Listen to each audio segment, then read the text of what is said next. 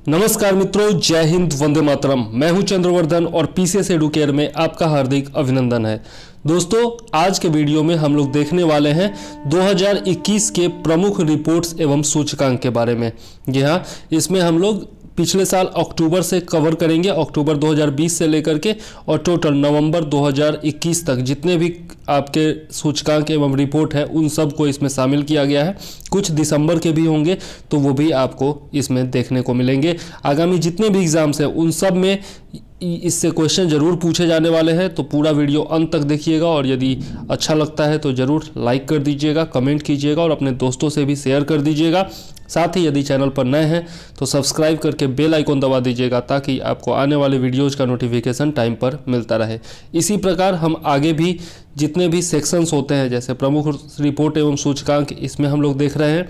इसके बाद हम लोग रिपोर्ट देखेंगे, उसके बाद फिर हम लोग सैन्य अभ्यास देखेंगे, जो प्रमुख आयोजन होते हैं, सम्मेलन होते हैं उनके बारे में देखेंगे, national current affairs, international current affairs, जो आपके पुस्तक एवं रचयिता है, खेल घटनाक्रम है, वाणिज्यिक घटनाक्रम है, वित्तीय घटनाक्रम है, विज्ञान एवं तकनीकी से जुड़े हुए घटनाक्रम है।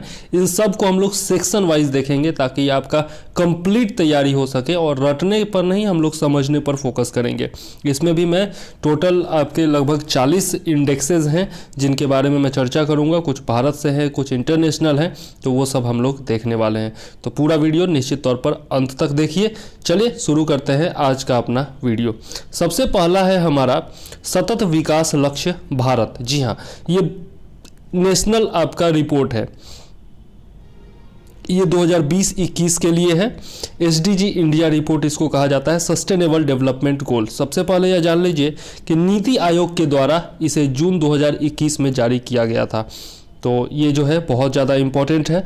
उपाध्यक्ष कौन है नीति आयोग के? राजीव कुमार है, डॉक्टर राजीव कुमार जो है वो उपाध्यक्ष हैं नीति आयोग के। यह पूछा भी जा चुका है आपका, पिछली बार मुझे लगता है 65th या 66th में ये क्वेश्चन पूछा गया था कि नीति आयोग के उपाध्यक्ष कौन है। ठीक है, अध्यक्ष तो प्रधानमंत्री होते हैं, ये आप जानते होंगे। यह जो है सूचकांक का तीसरा संस्करण था। इसमें जो है क्या किया जाता है, तो आपका सस्टेनेबल डेवलपमेंट गोल्स को प्राप्त करने में जो भी अच्छे राज्य होते हैं, किस स्तर पर वो काम कर रहे हैं, उसी के बारे में इस रिपोर्ट में बताया जाता है। तो देख लेते हैं जितने भी 17 हमारे एसडीजी गोल्स हैं, सस्टेनेबल डेवलपमेंट गोल, जिसको सतत विकास लक्ष्य भी कहा जाता है, तो उसको प्राप्त करने में जो शीर्ष 3 राज्य है उसमें प्रथम है आपका केरल, जिसको 75 अंक मिला है। सेकेंड है आपका हिमाचल प्रदेश तथा तमिलनाडु, ये दोनों संयुक्त रूप से सेकेंड स्थान पर है और इनको जो है 74 अंक दिया गया है। और तीसरे स्थान पर आंध्र प्रदेश, गोवा, कर्नाटक तथा उत्तराखंड है, जिसको कि 72 अंक दिया गया है। ठीक है, तो आप केरल याद रखिएगा, इतना काफ़ी है। ठीक है, चलिए आगे देख लेते हैं। इसमें अंतिम स्थान जो है वो बिहार को दिया गया है। तो बीपीएससी वाले जो है वो ध्यान में रखिएगा कि एसडीजी जो इंडेक्स है भारत का, उसमें अंतिम स्थान पर बिहार है और इसको 52 अंक दिया गया है। ठीक है, यूटीज में देखें, मतलब यूनियन टेरिटरीज, केंद्र शासित क्षेत्रों में देखें या राज्यों में देखें, तो यहाँ पर चंडीगढ़ जो है वो प्रथम स्थान पर है, इसको 79 नंबर दिया गया है। ठीक है, और नीचे से दूसरे स्थान पर देखें तो झारखंड आता है, बिहार सबसे नीचे और उसके बाद झारखंड है 56 नंबर पर। ठीक है, तो बिहार से ही अलग हुआ है भाई, तो पीछे की ओर है बिहार से। चलिए, विभिन्न क्षेत्रों में राज्यों का प्रदर्शन हम देखते हैं, तो सबसे कम गरीबी जो है वो तमिलनाडु में है। ठीक है, सबसे अच्छा स्वास्थ्य कहाँ है? गुजरात में है। लैंगिक समानता की स्थिति सबसे अच्छी कहाँ है? छत्तीसगढ़ में है। सबसे कम भूखमरी कहाँ है? केरल में है। गुणवत्तापूर्ण शिक्षा सबसे अधिक कहाँ है? केरल में है। ठीक है, इसी प्रकार से आगे हम लोग देख लेते हैं। साफ पानी और स्वच्छता के मामले में गोवा सबसे अच्छा है। अच्छा कम और आर्थिक वृद्धि, अच्छा काम और आर्थिक वृद्धि के क्षेत्र में देखें तो हिमाचल प्रदेश सबसे आगे है। उद्योग, नवाचार और संरचना, मतलब इंडस्ट्री, इनोवेशन और कंस्ट्रक्शन, ठीक है, इंफ्रास्ट्रक्चर, इसमें जो है गुजरात सबसे आगे है। असमानता में सबसे ज़्यादा कमी कहाँ आई है? तो मेघालय में आई है। असमानता से मतलब यहाँ पर मेल और फीमेल के बीच में जो डिससिमिलरिटीज होती है उससे है। ठीक है, तो जो हमारे अंग्रेजी मीडियम के छात्र हैं उनका भी मैं ध्यान रखते हुए अंग्रेजी का भी टर्म इस्तेमाल जरूर करूँगा। ठीक है, और ये जो sustainable development goal index India है, इसका थीम क्या रखा गया है यह भी बराबर पूछा जाता है। तो partnerships in the decade of action, ठीक है, partnerships in the decade of action. 2020 से 30 का जो आपका डिकेड है, मतलब दशक है, इसको एक्शन का दशक, मतलब कि काम करने का दशक माना गया है प्रधानमंत्री मोदी जी के द्वारा, और इसी में जो साझेदारी है उसी के बारे में यहाँ पर लिखा गया है, partnerships in the decade of action. ठीक है, चलिए नेक्स्ट देख लेते हैं हम लोग। नेक्स्ट जो हमारा इंडेक्स है वो है सॉरी ये इंडेक्स नहीं है, भारत में इलेक्ट्रिक वाहन से संबंधित रिपोर्ट ये आया है। ठीक है, ईवी से संबंधित, इलेक्ट्रिक व्हीकल से संबंधित ये रिपोर्ट जारी किया गया था। Mobilising electric vehicle financing in India, यह जो है इसका थीम है, यह भी जारी किया गया नीति आयोग और रॉकी माउंटेन इंस्टीट्यूट के द्वारा इसे जारी किया गया। ठीक है, रिपोर्ट के बारे में देखें तो यह रिपोर्ट ईवीज के लिए भारत के संक्रमण या भारत में ईवीज के विस्तार हेतु वित्तीय भूमिका का विश्लेषण करती है। ठीक है, अब इसमें कहा गया है कि जो आपका ईवी है, ईवी इंफ्रास्ट्रक्चर है, उसके लिए जरूरी पूंजी निवेश कितना है, तो 266 बिलियन डॉलर जो है वो पूंजी निवेश है, या फिर इसी को अगर रुपया में देखें तो 19.7 लाख करोड़ रुपए की ज़रूरत है भारत में ईवी का क्षेत्र विस्तृत करने के लिए। ठीक है, ईवीज के विस्तार में बाधाओं और जोखिमों पर भी इस रिपोर्ट में चर्चा की गई है। ठीक है, तो ये आपका ईवी से संबंधित रिपोर्ट था। नेक्स्ट देख लेते हैं हमारा इंडेक्स क्या है, ईज ऑफ लिविंग इंडेक्स, और ये कई बार पूछा जा चुका है, 2020 का है यह। ठीक है, आवास एवं शहरी मामलों के मंत्रालय के द्वारा इसे जारी किया गया है, यह भी जो है आपका इंडिया का ही इंडेक्स है। ELI के साथ ही नगर पालिका प्रदर्शन सूचकांक भी जारी किया गया है। ELI का मतलब ईज ऑफ लिविंग इंडेक्स, और उसी के साथ नगर पालिका प्रदर्शन सूचकांक भी साथ ही में जारी किया गया था। ठीक है, अब इसमें देख लेते हैं बड़े शहरों में प्रथम 3 स्थान। बड़े शहर का क्या मतलब, जिसमें मिलियन प्लस जनसंख्या, मतलब 10 लाख से अधिक जनसंख्या है, तो इसमें बेंगलुरु जो है वो प्रथम स्थान पर है, दूसरे स्थान पर पुणे और तीसरे स्थान पर अहमदाबाद है। ठीक है, स्कोर आपको याद रखने की जरूरत नहीं है। नेक्स्ट है आपका छोटे शहरों में प्रथम 3 स्थान। यदि हम लोग देखें तो छोटे शहर का मतलब जिसकी जनसंख्या मिलियन से कम है, मतलब 10 लाख से कम है, तो इसमें प्रथम स्थान पर शिमला है, दूसरे स्थान पर भुवनेश्वर है और तीसरे स्थान पर सिलवासा है। ठीक है, सिलवासा किसकी राजधानी है ये आप कमेंट करके जरूर बताइएगा। ठीक है, अन्य प्रमुख शहर देखें तो NCR दिल्ली जो है वो 13वें स्थान पर है। पटना जो है BPSC के लिए बहुत इंपॉर्टेंट, पटना जो है वो 33वें स्थान पर है, और इसका स्कोर भी आप याद कर लीजिएगा यदि BPSC की तैयारी कर रहे हैं तो 53.26 इसका स्कोर है पटना का। बड़े शहरों में सबसे बुरा प्रदर्शन किसका है, तो श्रीनगर का है जिसका 49 अंक है, और छोटे शहरों में सबसे बुरा प्रदर्शन जो है वो मुजफ्फरपुर का है। तो ये भी याद रखिएगा, चूंकि मुजफ्फरपुर बिहार का है, तो BPSC की यदि आप तैयारी करते हैं तो मुजफ्फरपुर याद रखिएगा कि छोटे शहरों में सबसे बुरा प्रदर्शन किसका है, मुजफ्फरपुर का है। ठीक है, आगे देख लेते हैं नगर पालिका प्रदर्शन सूचकांक। नगर पालिका प्रदर्शन सूचकांक की बात करें, जो मैंने बताया कि इसी के साथ जारी किया गया था ईज ऑफ लिविंग इंडेक्स के साथ ही, तो इसमें देख लेते हैं ये भी 2020 का ही है। मिलियन प्लस श्रेणी में सबसे आगे है इंदौर, उसके बाद है सूरत और तीसरे नंबर पर है भोपाल। तो 2 शहर जो है आपके मध्य प्रदेश के हैं, एक गुजरात का। नेक्स्ट है मिलियन से कम श्रेणी में देखें तो नई दिल्ली, तिरुपति और गांधीनगर। ठीक है, तो इसमें भी एक गुजरात का है, एक तो आपका दिल्ली का हो गया, तिरुपति आंध्र प्रदेश हो गया।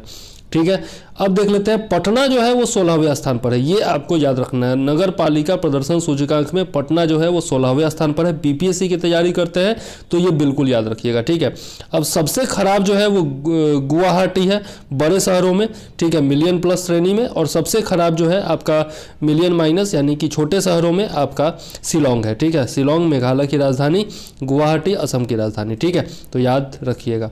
अब ये थोड़ा सा गलत हो गया था क्योंकि मैं उससे कर रहा था, एडुटेरिया से कर रहा था, और उसमें कुछ गलत आंकड़ा दिया हुआ था और इस कारण से मेरा भी गलत हो गया था, तो इसको काट दिया मैंने।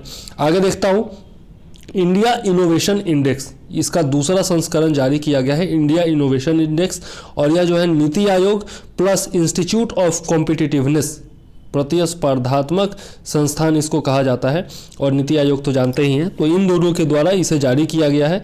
यह 5 मानदंडों पर चलता है, जिसमें आपका ह्यूमन कैपिटल है यानी कि जो मानव संसाधन है, फिर आपका इन्वेस्टमेंट है यानी कि निवेश, तीसरा है आपका नॉलेज वर्कर्स यानी कि जो भी आपके नॉलेजेबल वर्कर्स हैं, जो श्रमिक हैं, जो योग्य श्रमिक हैं, जो कुशल श्रमिक हैं, उनके बारे में है।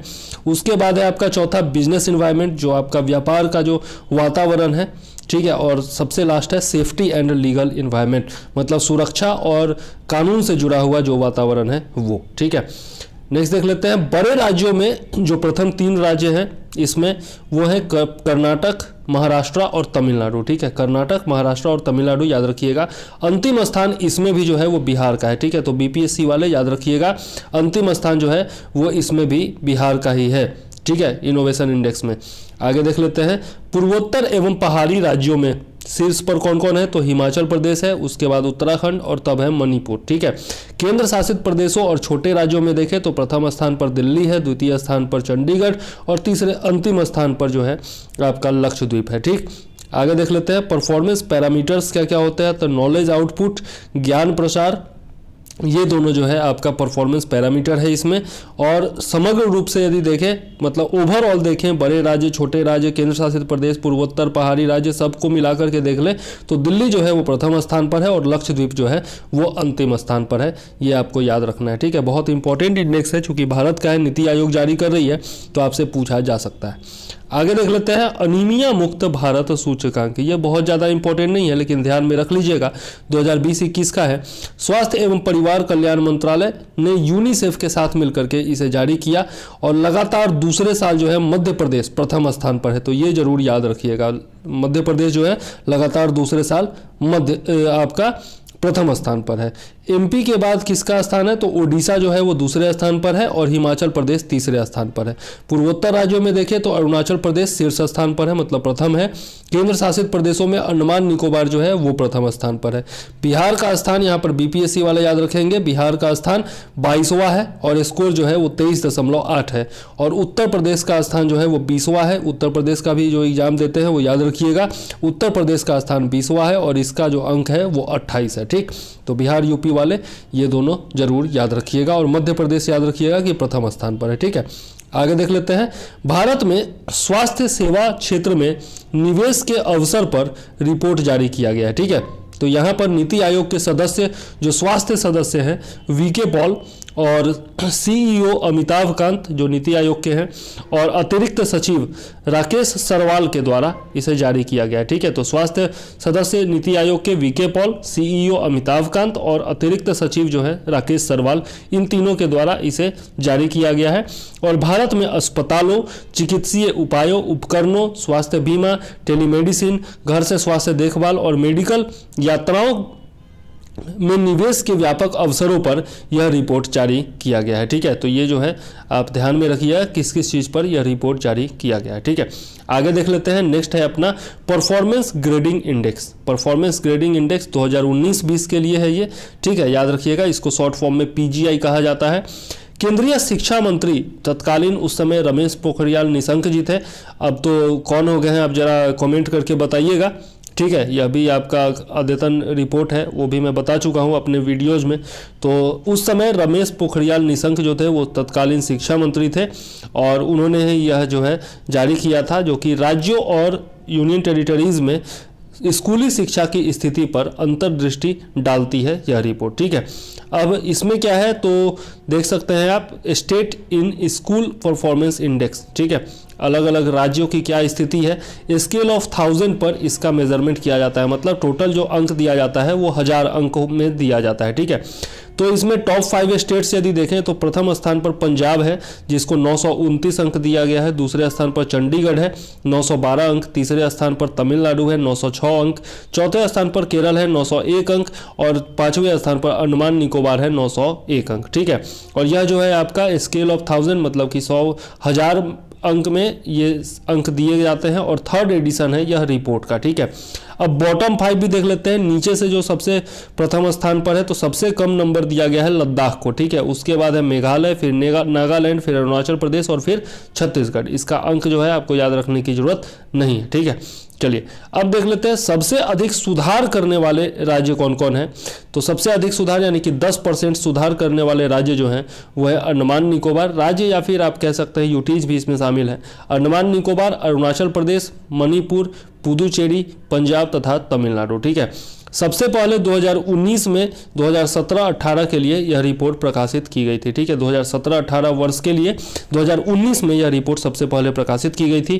क्रियान्वयन एजेंसी जो है इसके लिए वो है स्कूली शिक्षा और साक्षरता विभाग। ये जरूर आप याद रखिएगा इसके लिए इम्प्लीमेंटेशन एजेंसी क्या है। ठीक है। अब इसमें किस किस डोमेन पर ये रैंक जारी किया जाता है वो देख लेते हैं। तो पहला है एक्सेस यानी कि पहुंच, दूसरा है इंफ्रास्ट्रक्चर यानी कि संरचना और फैसिलिटी यानी कि सुविधा, उसके बाद है इक्विटी, इक्विटी कहने का मतलब होता है कितना निवेश किया गया है, ठीक है। इसके बाद है आपका गवर्नेंस सिस्टम, जो उसका प्रशासन का जो तंत्र है उसके बारे में है ये, ठीक है। तो ये सारे डोमेन्स हैं, इन पर रैंकिंग दी जाती है या फिर अंक दिया जाता है। अब देख लेते हैं ग्रेड और लेवल के आधार पर प्रदर्शन इसमें किस प्रकार से रहा। तो लेवल 1 जो है उसमें आपका रखा गया है 951 से 1000 तक का जो आपका आया है नंबर, उसको रखा गया है। तो इसमें कोई राज्य नहीं है, मतलब लेवल 1 में कोई राज्य नहीं है। अब है लेवल 2 ग्रेड 1, ठीक है। लेवल 2 ग्रेड 1 में 901 से 950 अंक वालों को रखा गया है और इसमें है आपका अंडमान निकोबार, चंडीगढ़, केरल, पंजाब और तमिलनाडु, ठीक है। इसमें 5 राज्य हैं। इसके बाद देखते हैं लेवल 6 ग्रेड 3, तो इसमें जो है 701 से 750 वालों को रखा गया है और इसमें आता है असम, बिहार, मध्य प्रदेश और मिजोरम। तो बीपीएससी की तैयारी करने वाले याद रखिएगा कि बिहार को जो है आपका लेवल 6 ग्रेड 3 में रखा गया है, ठीक है, निश्चित तौर पर याद रखिएगा। आगे देख लेते हैं लेवल 10 ग्रेड 7, ठीक है। तो इसमें जो है आपका 0 से 550 अंक तक में केवल और केवल लद्दाख को रखा गया है, ठीक है। तो यह था आपका स्कूली प्रदर्शन के आधार पर जो रैंकिंग है वो ये इसको कहते हैं परफॉर्मेंस ग्रेडिंग इंडेक्स, ठीक है। आगे देख लेते हैं हम, ये आपका 8वां था। अब देख लेते हैं 9वां। ये जो है आपका इंडिया जस्टिस रिपोर्ट, ये कोई इंडेक्स नहीं है, ये इंडिया जस्टिस रिपोर्ट जारी की गई थी, 2nd एडिशन है ये और बहुत ही इंपॉर्टेंट रिपोर्ट है, ठीक है। इसमें राज्यों में जो न्याय की व्यवस्था है उस पर टिप्पणी की जाती है या फिर उसके बारे में रिपोर्ट दिया जाता है। अब इसमें महाराष्ट्र जो है वो शीर्ष पर, प्रथम स्थान पर महाराष्ट्र शीर्ष पर है और यह ये तो 2nd संस्करण है, प्रथम संस्करण में भी महाराष्ट्र ही शीर्ष पर था, ये भी याद रखिएगा। अब इसको जारी कौन करती है, तो टाटा ट्रस्ट के द्वारा centre for social justice and common cause यानी, और उसके अलावा दक्ष नामक एक एनजीओ है। फिर आपका law centre for legal policies तथा राष्ट्रमंडल मानवाधिकार पहल के सहयोग से यह जारी किया जाता है। तो जारी कौन करती है, टाटा ट्रस्ट, और ये सब जो है सहयोगी संस्थान है जो कि उसकी मदद करते हैं। अब इसमें क्या क्या दिया गया है, तो भैया 1 करोड़ से अधिक आबादी वाले 18 बड़े और मध्यम आकार के राज्यों तथा 7 छोटे आकारों के राज्यों पर यह रिपोर्ट जारी की गई है। अब विश्लेषण इसमें देख लेते हैं। तो व्यय, रिक्तियां, महिलाओं का प्रतिनिधित्व, मानव संसाधन, बुनियादी ढांचा, कार्यभार और विविधता, इन सब के आधार पर यहाँ पर रैंकिंग किया जाता है। व्यय मतलब कितना खर्च किया गया है, ठीक है, एक्सपेंडिचर जिसको कहते हैं अंग्रेजी में। रिक्तियां मतलब वैकेंसी, जो अंग्रेजी वाले हैं वो सुन ले। महिलाओं का प्रतिनिधित्व मतलब कि जो लेडीज़ का पार्टिसिपेशन है या फिर उसके बारे में है ये। इसके बाद मानव संसाधन, ह्यूमन कैपिटल, बुनियादी ढांचा मतलब जो इंफ्रास्ट्रक्चर है वो हो गया। फिर है कार्यभार कि किस प्रकार से कार्य किया, वर्किंग कल्चर जिसको कह सकते हैं आप, विविधता, ठीक है, मतलब डाइवर्सिटी। तो ये सब इसके आधार स्तंभ है जिसके आधार पर यहाँ पर रैंकिंग दी जाती है, ठीक है। अब देख लेते हैं न्याय वितरण के मामले में न्याय वितरण प्रणाली के 4 स्तंभ कौन कौन होते हैं, ठीक है। तो यह जो है पहला है न्यायपालिका, दूसरी है पुलिस, तीसरी है जेल और चौथा है कानूनी सहायता। तो इन चारों के आधार पर किसी भी स्टेट में या फिर किसी भी प्रशासन तंत्र में न्याय दिया जा सकता है, ठीक है, आप भी समझ सकते हैं। अब रिपोर्ट में क्या कहा गया, तो महाराष्ट्र जो है वो 18 राज्यों में शीर्ष पर है, लगातार दूसरी बार, प्रथम संस्करण में भी शीर्ष पर था। और महाराष्ट्र के बाद जो है वो तमिलनाडु है 2nd स्थान पर और तेलंगाना है 3rd स्थान पर। उत्तर प्रदेश सबसे अंतिम स्थान पर है और बिहार जो है वो 13वां स्थान पर है। तो यूपी बिहार के लोग देख लीजिए, यूपी जो है वो सबसे अंतिम स्थान पर है और बिहार जो है वो 13वें स्थान पर है। छोटे राज्यों में देखें तो गोवा जो है वो शीर्ष स्थान पर सबसे टॉप पर है और सबसे नीचे कौन है, अरुणाचल प्रदेश है, ठीक है।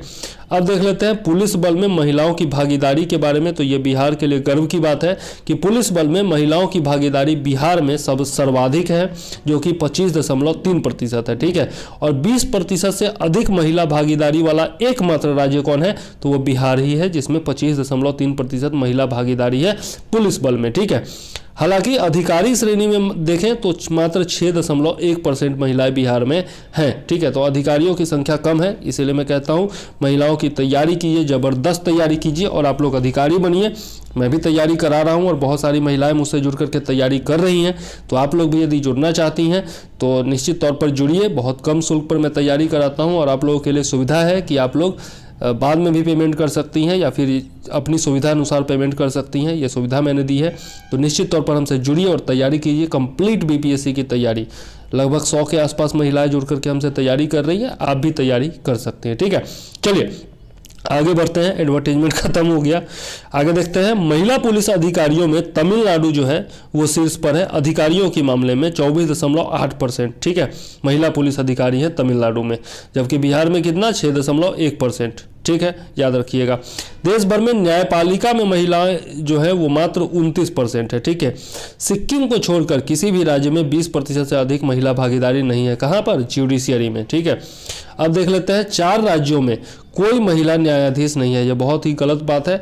ये बिहार में कोई भी महिला न्यायाधीश नहीं है। उत्तराखंड, त्रिपुरा और मेघालय, ये चारों जो स्टेट है इसमें कोई भी महिला जज नहीं है। ठीक है, अब कानूनी सहायता देखें तो 25 वर्षों में केंद्र के द्वारा केवल 19-20 में 1.5 करोड़ लोगों को, मतलब 1.5 करोड़ लोगों को प्रति व्यक्ति ₹1.05 कानूनी सहायता दिया गया है। बहुत ज़्यादा दे दी है भाई बहुत ज़्यादा दे दी है। लगभग 2/3 कैदी जो है वो दोष सिद्धि के लिए विचाराधीन है और यह जो है कानून व्यवस्था की खामी है। मेंस में यदि पूछा जाता है तो वहाँ पर भी आप ये डाटा यूज कर सकते हैं। आगे देख लेते हैं अब global hunger index. Global hunger index देखें तो ये इंटरनेशनल रैंकिंग है और इसको जारी कौन करता है? तो कंसर्न वर्ल्ड वाइड, जो कि आयरलैंड की सहायता एजेंसी है, और वेल्ट हगर हेल्प ये जो है जर्मन संगठन है। ये दोनों मिलकर के यह रिपोर्ट जारी करती है ग्लोबल हंगर इंडेक्स, और 2021 में या 14 अक्टूबर 2021 को जारी किया गया। तो ये इसको कह सकते हैं कि ये लेटेस्ट रिपोर्ट है। ठीक है, आगे देख लेते हैं भारत का रैंक जो है वो देख लेते हैं। तो इसमें भारत का रैंक आप देख सकते हैं 101 रैंक है 116 टोटल देशों में। तो स्थिति तो बुरी ही है। और भारत जो है वो भूख का स्तर यहाँ पर खतरनाक बताया गया है रिपोर्ट के अनुसार, इंडेक्स के अनुसार। ठीक है, 2020 में भारत 94वें स्थान पर था और इस बार जो है खिसक करके 101 स्थान पर आ गया है। तो आप कह सकते हैं कि 7 अंकों की गिरावट इसमें देखी गई है। अब देख लेते हैं GHI स्कोर जो है वो भारत का कितना है। ग्लोबल हंगर इंडेक्स का स्कोर जो है वो भारत का है 27.5 2021 में, और 2000 में यह जो था 38.8 था। ठीक है, तो दोनों रिपोर्ट का याद रखिएगा। शीर्ष स्थान देखें तो टॉप पर दुनिया भर में है बेलारूस। ठीक है, और चीन, ब्राज़ील, कुवैत जैसे देश जो है वो शीर्ष 18 में है, जिनका GHI स्कोर जो है वो 5 से भी कम है। ठीक है, तो यह जो है बहुत ही अच्छी बात है बाकी देशों के लिए, लेकिन भारत को भी अपना इम्प्रूवमेंट करते रहना चाहिए। अब देख लेते हैं ग्लोबल ड्रग्स पॉलिसी इंडेक्स देख लेते हैं हम लोग। तो ग्लोबल ड्रग्स पॉलिसी इंडेक्स जो है ये 2021 का है, यह देख सकते हैं आप। और इसको जारी कौन करता है? तो हार्म रिडक्शन कंसोर्टियम के द्वारा इसे जारी किया जाता है। इसमें 5 शीर्ष देश जो है वो प्रथम स्थान पर नॉर्वे है, उसके बाद न्यूजीलैंड, पुर्तगाल, यूके और ऑस्ट्रेलिया का स्थान है। ठीक है, सबसे कम रैंक वाले 5 देश देखें तो ब्राज़ील है, युगांडा है, इंडोनेशिया है, केन्या है और मैक्सिको है। इनका स्थान सबसे कम है। ठीक है, सबसे कम रैंक वाले। भारत का स्थान देखें तो आप मेनली भारत का ही स्थान याद रखिएगा। और विश्व में टॉप पर है कौन है? तो विश्व में टॉप पर नॉर्वे है और भारत का स्थान जो है वो 30 देशों में 18वां स्थान है। ठीक है, और स्कोर जो है वो 46 है टोटल 100 अंकों में। ओके, तो ये हो गया आपका ग्लोबल ड्रग्स पॉलिसी इंडेक्स।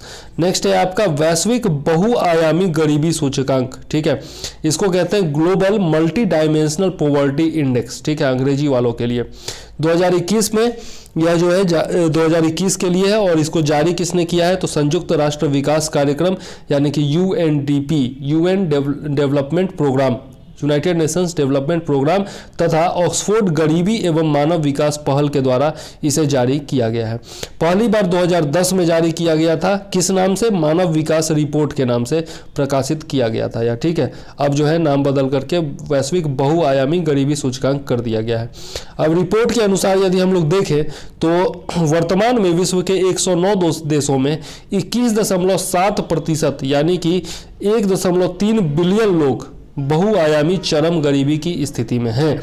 ठीक है, अब आगे देख लेते हैं। तो भारत में 12.9 करोड़ लोग यानी कि 6 जिसमें कि 12.9 करोड़ लोग जो है यानी कि हमारे जो 1/6 जनसंख्या है वह जो है आपका बहुआयामी गरीबी के नीचे में आता है, ठीक है। और इसमें 6.5 करोड़ लोग जो है वो एसटी कम्युनिटी से आते हैं, मतलब कि अनुसूचित जनजाति से आते हैं। तो भारत में टोटल 12.9 करोड़ लोग यानी कि 1/6 जनसंख्या जो है वह बहुआयामी चरम गरीबी की स्थिति में है, ठीक है। और इसमें से 6.5 करोड़ लोग मतलब आधे से ज़्यादा लोग जो हैं वो कह सकते हैं कि अनुसूचित जनजाति से आते हैं, ठीक है। रिपोर्ट में 3 आयामों तथा 10 संकेतकों का प्रयोग किया जाता है।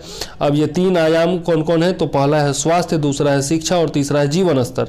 स्वास्थ्य की बात करें तो 1/3 अंक इसके लिए आता है और इसमें आपका पोषण जो कि 1/6 देखा जाता है, बाल मृत्यु दर जो कि 1/6 है।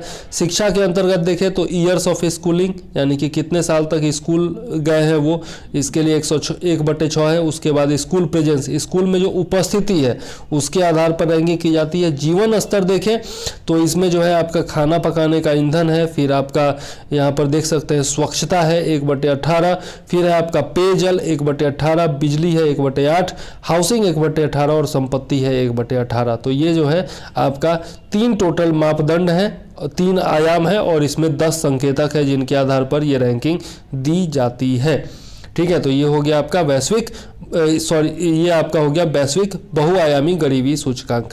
नेक्स्ट चलते हैं वैश्विक खाद्य सुरक्षा सूचकांक देख लेते हैं। ये भी 2021 का है और ये 10वां संस्करण जारी किया गया है। किसके द्वारा? तो जारी करता है इकोनॉमिस्ट इम्पैक्ट जो कि लंदन की संस्था है। भारत का रैंक देखें तो 71वां है, इसमें 71st और 113 देशों का टोटल आकलन किया गया था। भारत का जो स्कोर है वो 57.2 है, 57.2। टॉप रैंक देखें तो विश्व में प्रथम है आयरलैंड, उसके बाद है ऑस्ट्रिया, फिर फिनलैंड, फिर यूके, फिर स्विट्जरलैंड। तो ये टॉप 5 हो गए। इसके बाद देखें तो नीदरलैंड है, जापान है, कनाडा है, अमेरिका है और फ्रांस है। तो ये टोटल टॉप 10 का जिक्र मैंने कर दिया और इन सब का जो स्कोर है वो 77.8 यानी कि 77.8 से लेकर 80 के बीच में है, जबकि भारत का स्कोर 60 से भी कम है। तो यहाँ पर जो है भारत को सुधारने की ज़रूरत है। और पड़ोसी देशों में देखें तो पाकिस्तान जो है वो 75वें स्थान पर है, श्रीलंका जो है वो 77वें स्थान पर है, नेपाल 79वें स्थान पर, बांग्लादेश 84वें और चीन जो है वो 34वें स्थान पर है, ठीक है। तो दक्षिण एशिया में देखें तो चीन जो है वो सबसे टॉप पर है, ओके। भारत का 71वां है, भारत को और सुधार करने की जरूरत है कॉम्पिटिटिव बनने के लिए। आगे देख लेते हैं वैश्विक नवाचार सूचकांक 2021 का है ये और यह 14वां संस्करण इसका जारी किया गया है। किसके द्वारा? World intellectual property organization WIPO के द्वारा। इसको कहते हैं विश्व बौद्धिक संपदा संगठन, ठीक है, हिंदी में कहा जाता है। विषय देख ले 2021 का, तो विषय है कोविड-19 के जरिए नवाचार का पता लगाना, ठीक है। फाइंडिंग आउट इनोवेशन थ्रू कोविड-19, इसको अंग्रेजी में ये कह सकते हैं, ठीक है। आगे देख लेते हैं भारत का रैंक जो है 2021 में 46वां स्थान पर रहा। 2020 में भारत का स्थान 48वां था, ठीक है। तो 2 स्थान जो है आगे बढ़ा है भारत। 132 देश इसमें टोटल शामिल किए गए हैं रैंकिंग के लिए। 81 विभिन्न संकेतकों के आधार पर रैंकिंग की जाती है। तो टोटल जो संकेतक है वो है 81। शीर्ष देश देखें तो स्विट्जरलैंड है, वर्ल्ड में लगातार जो है वह 11वें वर्ष जो है लगातार टॉप पर रहा है वैश्विक नवाचार सूचकांक में। मतलब नवाचार का मतलब इनोवेशन। अंतिम स्थान पर कौन है? अंगोला है जिसका 132वां रैंक है, ठीक है।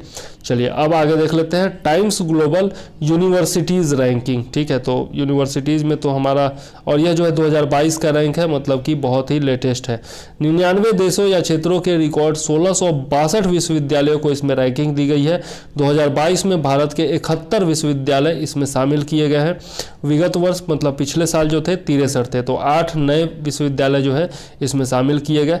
भारतीय संस्थानों में देखें तो IISc बेंगलुरु मतलब इंडियन इंस्टीट्यूट ऑफ साइंस, भारतीय विज्ञान संस्थान जो है बेंगलुरु का, वो उसको सर्वोच्च स्थान दिया गया है। इसे लगातार तीसरे बार 301 से 350 रैंक समूह में रखा गया है, ठीक है। तो यह याद रखिएगा। आगे देख लेते हैं विश्व का शीर्ष विद्यालय कौन है? तो इसमें ऑक्सफोर्ड यूनिवर्सिटी जो कि लंदन में है, UK में, उसको शीर्ष रैंक दिया गया है। नेक्स्ट देख लेते हैं विश्व प्रेस स्वतंत्रता सूचकांक, और यह जो है आपका रिपोर्टर्स विदाउट बॉर्डर्स जो कि फ्रांस की एक निजी संस्था है, इसके द्वारा जारी किया जाता है और बड़ा ही बायस्ड रिपोर्ट रहता है। इसके बारे में मैंने बताया भी है। 2002 से प्रतिवर्ष यह जारी करती है, लेकिन पढ़ना है तो पढ़ना ही है। नॉर्वे जो है वो लगातार 5वें वर्ष प्रथम स्थान पर है और भारत जो है वो 142वां स्थान पर रखा गया है, जो कि बहुत गलत बात है। भारत में तो प्रेस वाले मोदी जी को गाली तक दे देते हैं और यहाँ पर 142वां स्थान पर रखा गया है, लगता है जैसे प्रेस स्वतंत्र है ही नहीं, तो ये गलत चीज़ है। स्कोर जो है वो 46.56 है, ठीक है, 2020 और प्लस 21 में, ठीक है, 2020 और 21 दोनों के लिए है ये, ठीक, 142वें स्थान पर। यूरोप एवं अमेरिकी क्षेत्र जो है वो प्रेस स्वतंत्रता हेतु सर्वाधिक अनुकूल है, ऐसा इस रिपोर्ट में कहा गया है, ठीक है। आगे देख लेते हैं वैश्विक युवा विकास सूचकांक, यह जो है हमारे लिए है ग्लोबल यूथ डेवलपमेंट इंडेक्स, ठीक है। तो यह जो है 2020 का है। लंदन स्थित राष्ट्रमंडल सचिवालय कॉमनवेल्थ सेक्रेटरीट जो है उसके द्वारा यह जारी किया गया है। 181 देशों के युवाओं की त्रैवार्षिक रैंकिंग, मतलब 3 साल में एक बार रैंकिंग की जाती है। राष्ट्रमंडल के टोटल 48 देश इसमें शामिल किए गए हैं। सिंगापुर पहली बार प्रथम स्थान पर आया है, जिसका स्कोर है 0.875। यहाँ पर 6 मानकों का इस्तेमाल किया जाता है। पहला है स्वास्थ्य एवं कल्याण, मतलब कि हेल्थ एंड वेलफेयर। दूसरा है शिक्षा, मतलब एडुकेशन। तीसरा है रोजगार एवं अवसर, मतलब कि आपका एम्प्लॉयमेंट एंड अपॉर्चुनिटी। उसके बाद है राजनीतिक एवं नागरिक भागीदारी, तो पॉलिटिकल एंड सिविल पार्टिसिपेशन। उसके बाद है समानता एवं समावेशन, मतलब कि इक्वालिटी एंड इंक्लूसिवनेस। उसके बाद है आपका शांति एवं सुरक्षा, मतलब पीस एंड सेफ्टी या सिक्योरिटी। तो ये जो है सारे मानक है 6। आगे देख लेते हैं 2010 से 18 तक सर्वाधिक सुधार जो है वो दिखाया है अफगानिस्तान, भारत, रूस, इथियोपिया तथा बुर्किना फासो ने। भारत का स्थान देखें तो भारत जो है 122वें स्थान पर है और भारत का स्कोर है 0.626। भारत को यदि देखें तो मध्यम युवा विकास वाले देशों में भारत को शामिल किया गया है, मतलब न ही अधिकतम विकास है न ही न्यूनतम विकास है, बीच में है। हम लोग अभी आगे की तरफ बढ़ रहे हैं, ठीक है। तो ये बात है। आगे देख लेते हैं बुजुर्गों के लिए जीवन गुणवत्ता सूचकांक 2021। ये जो है आपका बुजुर्गों के लिए जीवन गुणवत्ता सूचकांक, मतलब कि जो हमारे बड़े बुजुर्ग लोग हैं उनके बारे में ये है कि उनका जो जीवन है, उनके लाइफ का जो क्वालिटी है उसके अनुसार यह रैंकिंग दी जाती है, ठीक है। और यह जो है पीएम की आर्थिक सलाहकार परिषद के द्वारा इसे जारी किया जाता है, प्रधानमंत्री के आर्थिक सलाहकार परिषद के द्वारा, मतलब कि यह भारत के स्तर का रैंकिंग है। अब इसमें 4 मानक है। पहला है वित्तीय कल्याण, मतलब कि फिनेंशियल वेलफेयर। दूसरा है सामाजिक कल्याण यानी कि सोशल वेलफेयर। तीसरा है स्वास्थ्य प्रणाली यानी कि हेल्थ सिस्टम। और चौथा है आय सुरक्षा यानी कि इनकम सिक्योरिटी, ठीक है। अब इसमें देख लेते हैं तो राजस्थान जो है वो वरिष्ठ नागरिकों को सबसे अच्छा जीवन दे रहा है, ऐसा कहा गया है। तो बहुत अच्छी बात है, राजस्थान वालों खुश हो जाइए और आगे और भी अच्छा काम करते रहिए। बाकी राज्यों को भी आगे आना चाहिए इसमें। राजस्थान याद रखिएगा। वरिष्ठ नागरिकों की कम जनसंख्या वाले राज्यों में हिमाचल प्रदेश जो है वो प्रथम स्थान पर है और पूर्वोत्तर राज्यों में मिजोरम तथा यदि यूनियन टेरिटरीज में बात करें केंद्र शासित प्रदेशों में चंडीगढ़ जो है वो शीर्ष पर है, ठीक। आगे देख लेते हैं विश्व प्रतिस्पर्धात्मकता सूचकांक, ठीक है, मतलब वर्ल्ड कॉम्पिटिटिवनेस इंडेक्स 2021 का यह है। यह प्रबंधन विकास संस्थान यानी कि IMD के द्वारा इसे संकलित किया जाता है। दुनिया भर की अर्थव्यवस्थाओं पर कोविड-19 के प्रभाव की जांच इसमें की गई है। भारत का स्थान जो है वो 43वां है 64 अर्थव्यवस्थाओं में। और शीर्ष 3 देश कौन है, तो पहले स्थान पर स्विट्जरलैंड, दूसरे पर स्वीडन, तीसरे पर डेनमार्क, ठीक है। आगे देख लेते हैं हेनली पासपोर्ट इंडेक्स, यह भी जो है वो 2021 का है। इसके बारे में और भी डिटेल में हम आगे पढ़ने वाले हैं, ठीक है। अंतर्राष्ट्रीय सर्वेक्षण कंपनी हेनले एंड पार्टनर्स के द्वारा इसे जारी किया जाता है। इसमें जो है जापान प्रथम स्थान पर है, मतलब कि जापान के जो यात्री हैं वह बिना वीज़ा के 193 देशों की यात्रा कर सकते हैं। भारत जो है इसमें 90वां स्थान पर है, 98वां स्थान है इसका। और 58 देशों के में जो है भारत के लोग, जैसे हम भारतीय जो है वो 58 देशों में बिना वीज़ा के यात्रा कर सकते हैं, वीज़ा ऑन अराइवल ले सकते हैं। जब आप एयरपोर्ट जाएंगे तो वहाँ पर एक काउंटर होता है वीज़ा ऑन अराइवल का, जिस पर आप वहाँ पहुँच के तब वीज़ा ले सकते हैं। यहाँ से ही पहले ही आपको वीज़ा लेकर जाने की ज़रूरत नहीं होती है। ऐसा जब देशों में के बीच में पार्टनरशिप होता है तो उसके आधार पर किया जाता है, ठीक है। कोई जो मित्र देश है वहाँ के लोग यहाँ पर आ गए और उसके बाद यहाँ आने के बाद उनको वीज़ा मिला। तो इमरजेंसी में यदि किसी को जाना है, वीज़ा मिलने में देरी हो रही है, तो उस जगह पर जो है अच्छा होता है। जितने ज़्यादा देशों में आपके नागरिक जा सकते हैं उतना अच्छा माना जाता है। ठीक है, यही है। अब देख लेते हैं राज्य खाद्य सुरक्षा सूचकांक 2020-21 के बारे में। इसमें बड़े राज्यों में शीर्ष 3 स्थान पर कौन कौन है? तो गुजरात है प्रथम स्थान पर, दूसरे स्थान पर केरल है, तीसरे स्थान पर तमिलनाडु है। अब 100 अंकों में यह दिया गया है, गुजरात को 72, केरल को 70 और तमिलनाडु को 64। ठीक है, छोटे राज्यों में देखें तो शीर्ष स्थान पर है, पहला है गोवा, दूसरा है मेघालय और तीसरा है मणिपुर। ठीक है, संघ राज्य क्षेत्रों में देखें तो शीर्ष स्थान पर है जम्मू कश्मीर, उसके बाद है अंडमान निकोबार द्वीप समूह और तीसरे स्थान पर है दिल्ली। ठीक, अब देख लेते हैं सूचकांक में निम्न स्थान प्राप्त करने वाले राज्य कौन कौन है। तो मिजोरम जो है वो छोटे राज्यों में 8वें स्थान पर है, बिहार जो है वो बड़े राज्यों में 20वें स्थान पर है। ये बहुत ही इंपॉर्टेंट, बिहार के बारे में बीपीएससी वाले निश्चित तौर पर याद रखिएगा। लक्षद्वीप जो है वो यूटीज में 8वें स्थान पर है। ठीक है, यूटी का मतलब यूनियन टेरिटरीज। बड़े राज्यों में उत्तर प्रदेश जो है वो 5वें स्थान पर है। तो यूपी वाले याद रखिएगा, स्कोर जो है यूपी का वो है 59। अब आगे देख लेते हैं नेशनल इंस्टीट्यूट रैंकिंग फ्रेमवर्क। यह भी जो है संस्थानों के बारे में ही है, 2021 का रिपोर्ट है और केंद्रीय शिक्षा मंत्री धर्मेंद्र प्रधान के द्वारा उच्च शिक्षा संस्थानों की रैंकिंग जारी की गई है और यह जो है 6ठा संस्करण है, इसका 6th एडिशन है। ओके, समग्र श्रेणी के साथ साथ विश्वविद्यालय, कॉलेज एवं अनुसंधान संस्थानों की रैंकिंग जारी की गई है। मतलब इसमें रिसर्च इंस्टीट्यूट भी जो है वो शामिल किया गया और पहली बार जो है आपका रिसर्च इंस्टीट्यूट जितने भी हैं उनको शामिल किया गया है रैंकिंग के लिए। अब जो कॉलेज है उसमें आपका इंजीनियरिंग कॉलेज है, मैनेजमेंट कॉलेज है, फार्मेसी है, फिर आपका लॉ कॉलेज है, चिकित्सा है। ठीक है, उसके बाद वास्तुकला हो गया, उसके बाद दंत चिकित्सा मतलब कि दांत का जो इलाज होता है वो वैसे संस्थान भी शामिल है इसमें। ठीक है, डेंटल कॉलेज इसको कहते हैं। अब पहली बार जो है रिसर्च वाले संस्थानों को भी इसमें शामिल किया गया है रैंकिंग के लिए। शीर्ष 10 में यूपी के 2 संस्थान है, पहला है आपका IIT कानपुर और दूसरा है बनारस हिंदू यूनिवर्सिटी। शीर्ष 3 विश्वविद्यालय जो है वो भारत में, तो पहला है आपका IISc बेंगलुरु मतलब कि इंडियन इंस्टीट्यूट ऑफ साइंस, भारतीय विज्ञान संस्थान बेंगलुरु। उसके बाद है आपका JNU जानते ही हैं, जवाहरलाल नेहरू यूनिवर्सिटी और तीसरे स्थान पर है BHU बनारस हिंदू यूनिवर्सिटी। अब इंजीनियरिंग में देखें तो सबसे प्रथम स्थान पर IIT मद्रास है, दूसरे स्थान पर IIT दिल्ली है। मैनेजमेंट में देखें तो IIM अहमदाबाद प्रथम स्थान पर है, IIM बेंगलुरु दूसरे स्थान पर है।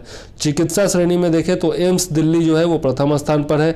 लॉ कॉलेज में देखें तो आपका नेशनल लॉ स्कूल बेंगलुरु जो है वो प्रथम स्थान पर है। दांत की चिकित्सा में देखें तो Manipal college of dental sciences Udupi Karnataka प्रथम स्थान पर है। और यदि देखें हम लोग फार्मेसी के क्षेत्र में तो फार्मेसी में आपका जामिया हमदर्द दिल्ली जो है वो प्रथम स्थान पर है। कॉलेज श्रेणी में देखें तो मिरांडा हाउस दिल्ली प्रथम स्थान पर है और रिसर्च श्रेणी में देखें तो भारतीय विज्ञान संस्थान बेंगलुरु जो है वो प्रथम स्थान पर है। ठीक है, तो ये हो गया अपना नेशनल इंस्टीट्यूट रैंकिंग फ्रेमवर्क 2021। अब चलते हैं देखते हैं ग्लोबल होम प्राइस इंडेक्स, यह जो है 2021 का है। नाइट फ्रैंक के द्वारा यह रिपोर्ट जारी किया गया है। Global house price index Q1 2000 Q1 इसको कहा जाता है, Q1 का मतलब Q1 2021 लंदन स्थित यह संस्थान है नाइट फ्रैंक। इसमें भारत का स्थान जो है वो 55वां है, 55th।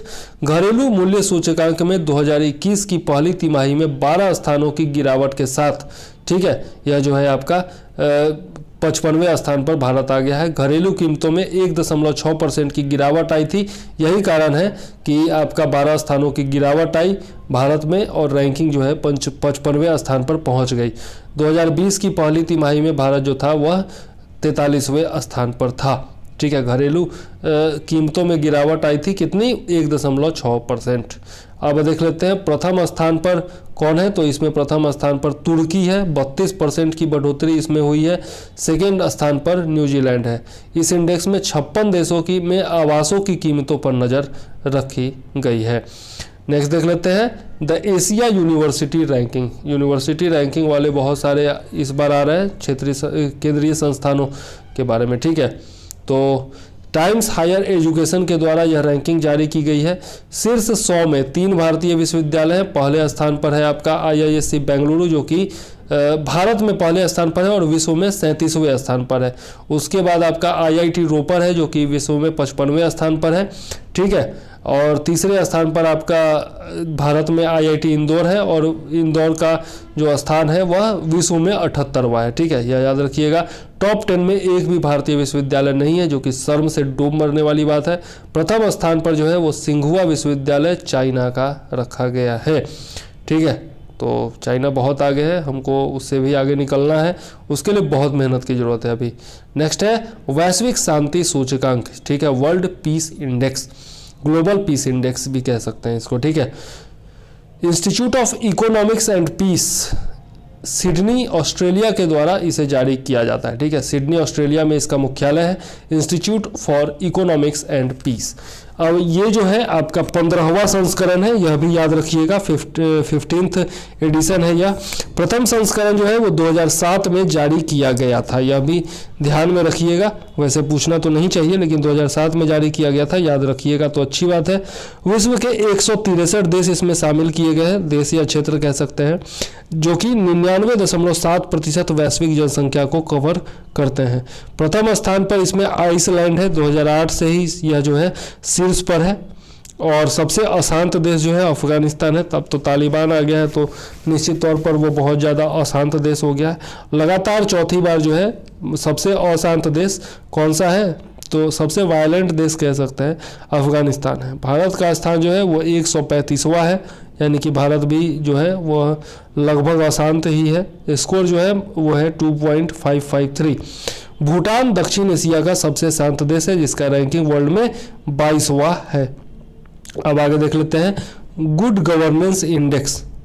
गुड गवर्नेंस इंडेक्स यदि देखें मतलब सुशासन सूचकांक कह सकते हैं, तो यह जो है आपका चैंडलर के द्वारा जारी किया जाता है, जिसका मुख्यालय कहाँ है, सिंगापुर में है। भारत का 49वां स्थान है 104 देशों में, तो इसमें जो है थोड़ा अच्छा स्थान है भारत का। प्रथम स्थान पर कौन है, फिनलैंड है, और अंतिम स्थान पर कौन है, वेनेजुएला है 104वें स्थान पर। 7 मानक इसके लिए देखा जाता है। पहला है नेतृत्व एवं दूरदर्शिता, ठीक है। दूसरा है आपका मजबूत संस्थान, तीसरा है वित्तीय नेतृत्व, चौथा है मजबूत कानून एवं नीतियाँ, चौथा है आकर्षक बाजार, पांचवा है आपका लोगों का उत्थान, और उसके बाद है आपका वैश्विक प्रभाव, यानी कि आपके देश की बात कितनी दुनिया भर में सुनी जाती है, ठीक है। तो यह है आपका ये सारा आयाम है, 7 मानक है जिसके आधार पर रैंकिंग दी जाती है। ये हो गया। अब चलते हैं QS वर्ल्ड यूनिवर्सिटीज़ रैंकिंग 2022, ठीक है। इसमें यदि देखें तो यह जो है आपका क्वाकरेली साइमंड्स के द्वारा यह जारी किया जाता है।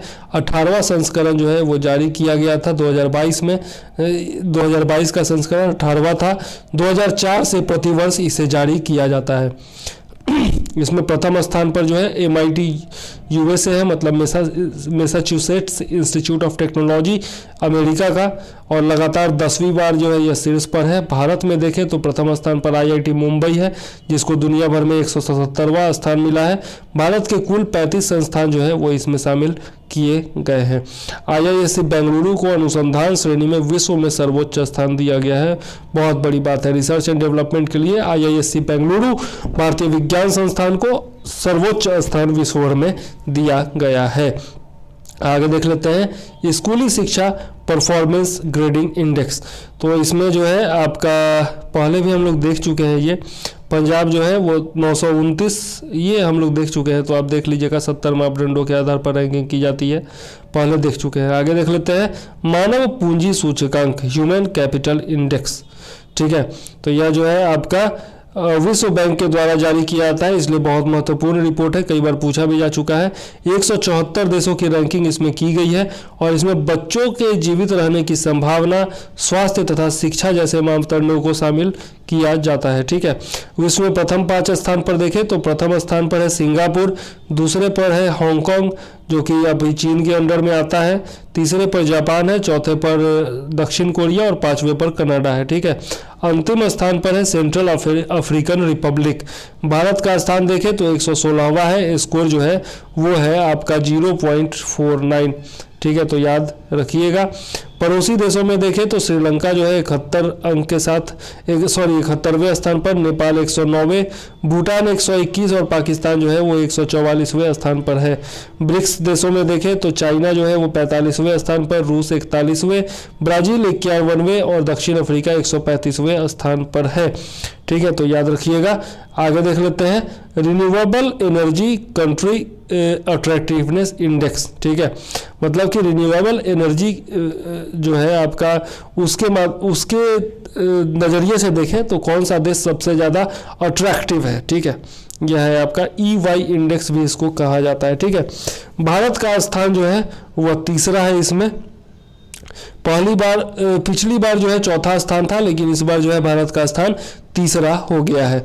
अमेरिका पहले स्थान पर तथा चीन जो है वो दूसरे स्थान पर है। ठीक है, मतलब रिन्यूएबल एनर्जी का सबसे ज़्यादा विकास जो है वो भारत में हो रहा है तीसरे स्थान पर। ठीक, आगे देख लेते हैं। भारत में जलवायु शिखर सम्मेलन अमेरिका में 2030 तक 450 गीगावाट अक्षय ऊर्जा उत्पादन का लक्ष्य रखा है। हाल ही में मोदी जी ने भाषण दिया था, याद रखिएगा। भारत का लक्ष्य क्या है? 450 गीगावाट अक्षय ऊर्जा उत्पादन करना। अक्षय ऊर्जा उसी को रिन्यूएबल एनर्जी को कहा जाता है, गैर पारंपरिक ऊर्जा स्रोत जिसको हिंदी में कहते हैं।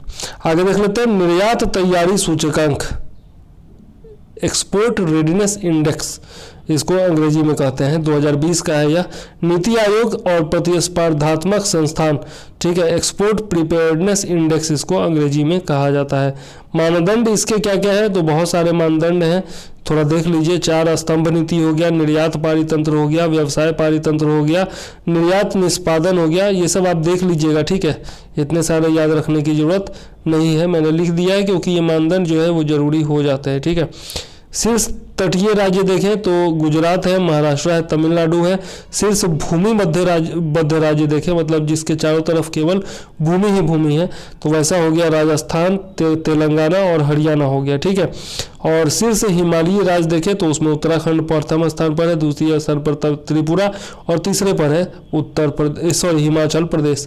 और शीर्ष यूटीज को देखें, मतलब यूनियन टेरिटरीज को, तो दिल्ली है, गोवा है और चंडीगढ़ है। दिल्ली प्रथम स्थान पर। और यह सूचकांक जो है निर्यात संवर्धन के लिए राज्यों को मार्गदर्शन प्रदान करती है, मतलब किस प्रकार से अपना एक्सपोर्ट जो है वो बढ़ाया जाए। अब देख लेते हैं राज्य स्टार्टअप रैंकिंग 2019 का है। यह वाणिज्य एवं उद्योग मंत्री पीयूष गोयल के द्वारा सितंबर 2020 में जारी किया गया था। ठीक है, तो है 2019 का, लेकिन सितंबर 2020 में जारी किया गया है ना, तो यह जो है आपका अपडेटेड ही समझिए, एक तरह से 1 साल पहले का है। उद्देश्य क्या है इसका? तो राज्यों तथा यूटीज की नवाचार क्षमता, मतलब इनोवेशन का जो कैपेबिलिटी है उसको डेवलप करना। और यह जो है दूसरा संस्करण है राज्य स्टार्टअप रैंकिंग का। 22 राज्य तथा 3 यूटीज को इसमें शामिल किया गया है। राज्यों को 5 श्रेणियों में इसमें बांटा गया है। ठीक है, अब इसमें है सर्वश्रेष्ठ राज्य, सर्वश्रेष्ठ प्रदर्शन करने वाले, उसके बाद है उत्तम प्रदर्शन, फिर तीसरा अग्रणी, उसके बाद है चौथा आकांक्षी अग्रणी और 5वां है उभरते हुए स्टार्टअप। ठीक है, तो गुजरात जो है वो सर्वश्रेष्ठ प्रदर्शन करने वाला राज्य है। उत्तम प्रदर्शन करने वालों में देखें तो कर्नाटक है और केरल है। अग्रणी में देखें तो बिहार है, महाराष्ट्र है, उड़ीसा है और राजस्थान है। तो बिहार जो है वो इसमें अग्रणी में आता है, अग्रणी श्रेणी में आता है, यह याद रखिएगा। आकांक्षी श्रेणी में देखें तो हरियाणा है, झारखंड है, पंजाब है, तेलंगाना है और उत्तराखंड है। और उभरते स्टार्टअप देखें तो इसमें है आंध्र प्रदेश, असम, छत्तीसगढ़, दिल्ली, हिमाचल प्रदेश, मध्य प्रदेश, तमिलनाडु और उत्तर प्रदेश। तो उत्तर प्रदेश वाले याद रखिएगा कि उभरते स्टार्टअप्स में आप लोग आते हैं, और हम लोग जो है बिहार वाले वो अग्रणी में आते हैं। आगे देख लेते हैं WEF global energy transition index, वैश्विक आर्थिक मंच के द्वारा इसे जारी किया जाता है, मतलब ग्लोबल या फिर वर्ल्ड इकोनॉमिक फोरम इसको कहा जाता है। ठीक है, world economic forum WEF। Bharat का स्थान जो है इसमें 87वां है, 87th 115 देशों में। 10वां संस्करण है यह, इस बार जो जारी किया गया 2021 में वह 10वां संस्करण है ग्लोबल एनर्जी ट्रांजिशन इंडेक्स का। और इसमें जो है शीर्ष 5 देश कौन कौन है? पहले स्थान पर स्वीडन है, उसके बाद नॉर्वे है, डेनमार्क है, स्विट्जरलैंड है और ऑस्ट्रिया है। ऑस्ट्रेलिया नहीं है, ऑस्ट्रिया है, ध्यान में रखिएगा। अंतिम स्थान पर कौन है? जिम्बाब्वे है, ठीक है, तो याद रखिएगा। नेक्स्ट देख लेते हैं ग्लोबल लिवेबिलिटी इंडेक्स, मतलब कहाँ पर रहना आसान है, ठीक है। तो इसमें जो है आपका इकोनॉमिस्ट इंटेलिजेंस यूनिट के द्वारा प्रकाशित किया जाता है। न्यूजीलैंड और ऑस्ट्रेलिया के शहर विश्व में सबसे आगे हैं। इसमें कोविड-19 नियंत्रण में सर्वश्रेष्ठ स्थान जो दिया गया है वो दिया गया है ऑकलैंड, न्यूजीलैंड का एक शहर है ऑकलैंड, जिसको प्रथम स्थान दिया गया है। उसके बाद जापान का शहर ओसाका, फिर ऑस्ट्रेलिया का ही शहर आपका एडिलेड, और उसके बाद अंतिम स्थान पर दमिश्क है जो कि सीरिया की राजधानी है, ठीक है। अब आगे चलते हैं, नेक्स्ट देख लेते हैं जेंडर गैप इंडेक्स। यह भी बहुत ही इंपॉर्टेंट है, 2021 का यह जारी किया गया है वर्ल्ड इकोनॉमिक फोरम के द्वारा, ठीक है, विश्व आर्थिक मंच के द्वारा।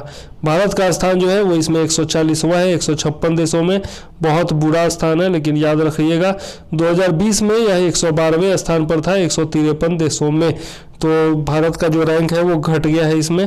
प्रथम स्थान पर इसमें आइसलैंड है, 12वीं बार लगातार प्रथम स्थान पर है। अंतिम स्थान पर अफगानिस्तान है, और यह जो है 15वां संस्करण जारी किया गया था 2021 वाला, और सबसे प्रथम संस्करण जो है वो 2006 में जारी किया गया था जेंडर गैप इंडेक्स का, ठीक है।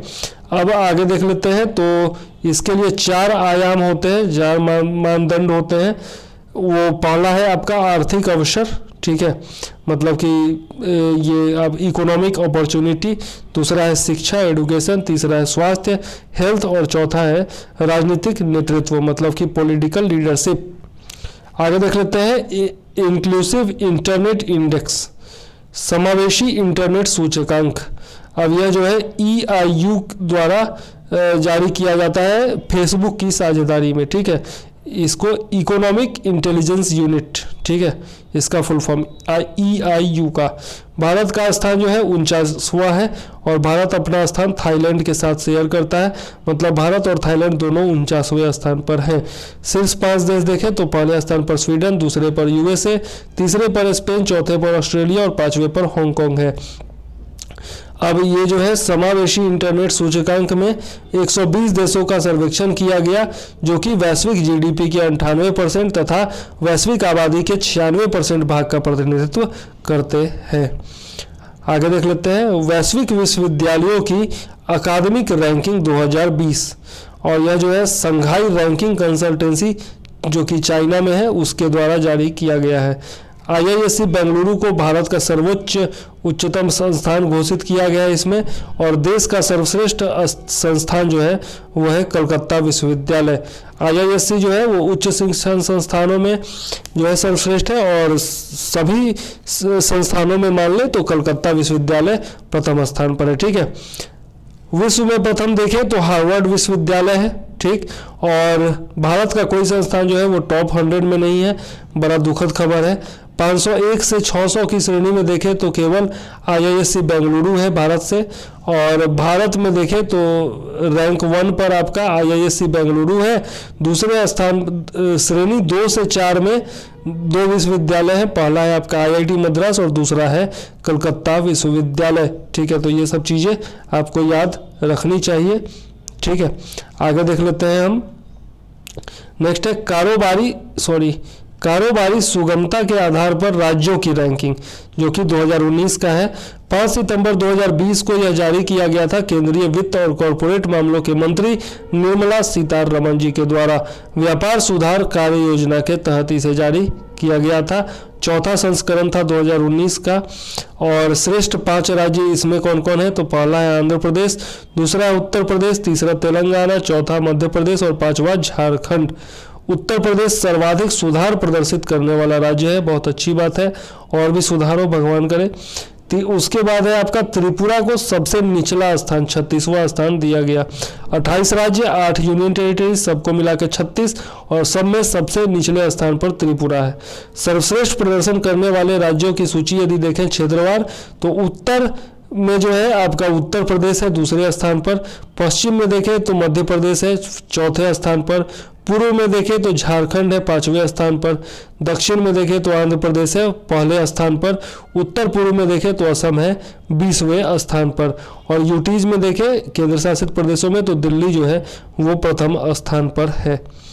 आगे देख लेते हैं अन्य जो रिपोर्ट एवं सूचकांक है, तो इसमें आपका जलवायु परिवर्तन प्रदर्शन सूचकांक है, इसको जारी किया जाता है जर्मन वॉच के द्वारा। प्रथम 3 में देखें तो कोई नहीं है इसमें, और चौथे स्थान पर डेनमार्क है, छठे पर आप 5वें पर स्वीडन है और छठे पर नॉर्वे है। ठीक है, तो प्रथम 3 में कोई नहीं है जलवायु परिवर्तन प्रदर्शन सूचकांक, क्योंकि कोई देश ध्यान ही नहीं देता ज़्यादा, तो प्रथम 3 में किसी को नहीं रखा गया। भारत का रैंक जो है वो 10वां है 61 देशों में, तो भारत ने ध्यान दिया है जलवायु पर, इसका यह परिचायक है। वैश्विक नवाचार सूचकांक देखें तो विश्व बौद्धिक संपदा संगठन के द्वारा इसे जारी किया जाता है। इसमें पहले स्थान पर स्विट्जरलैंड है, दूसरे पर स्वीडन और तीसरे में यूएसए है। ठीक है, और भारत का स्थान 46वां है, पिछले वर्ष जो था वह 48वां था। 46 है कितने में, 132 देशों में। ठीक, इस बार 2021 में, और पिछले वर्ष 2020 में था 48वां, मतलब 2 स्थान आगे बढ़ा है भारत। आगे देख लेते हैं कोविड-19 इनोवेशन रिपोर्ट 2021। इसमें जो है स्टार्टअप ब्लिंक के द्वारा इसे जारी किया गया जुलाई 2021 में। प्रथम स्थान पर यूएसए, दूसरे पर इजराइल और तीसरे पर कनाडा है। ठीक है, 40 देश और 100 शहरों की रैंकिंग इसमें की गई है। भारत का स्थान 32वां है 40 देशों में, और शहरों में देखें तो बेंगलुरु जो है वो 49वें स्थान पर है, और दिल्ली जो है वो 55वें स्थान पर है, टोटल 100 शहरों में। ठीक है, तो भारत में सबसे आगे कौन है, तो बेंगलुरु में। ठीक है, नेक्स्ट देख लेते हैं वैश्विक विनिर्माण जोखिम सूचकांक। ठीक है, मतलब कंस्ट्रक्शन जो होता है उसमें सबसे ज़्यादा जोखिम वाला देश कौन कौन सा है, यह इसमें बताया जाता है। पर यह जो जारी किया जाता है वो कुसमैन एंड वेकफील्ड के द्वारा जारी किया जाता है। प्रथम स्थान पर चीन है, दूसरे पर भारत है और तीसरे पर अमेरिका है। ठीक है, याद रखिएगा। तो दूसरे स्थान पर भारत है, तो यहाँ पर भी दूसरे स्थान पर भारत मैंने लिख दिया है 47 देशों में, और पिछले वर्ष जो है वो तीसरे स्थान पर था भारत। आगे देख लेते हैं ग्लोबल स्किल्स रिपोर्ट 2021। यह जो है कोर्सेरा के द्वारा जारी किया जाता है। प्रथम स्थान पर स्विट्जरलैंड, दूसरे पर लग्जमबर्ग और तीसरे पर ऑस्ट्रिया है। भारत का स्थान जो है वो 67वां है 100 देशों में। आगे है ग्लोबल साइबर सिक्योरिटी इंडेक्स 2020 का है यह, और यह इंटरनेशनल टेलीकम्युनिकेशन यूनियन के द्वारा यानी कि ITU के द्वारा जारी किया जाता है।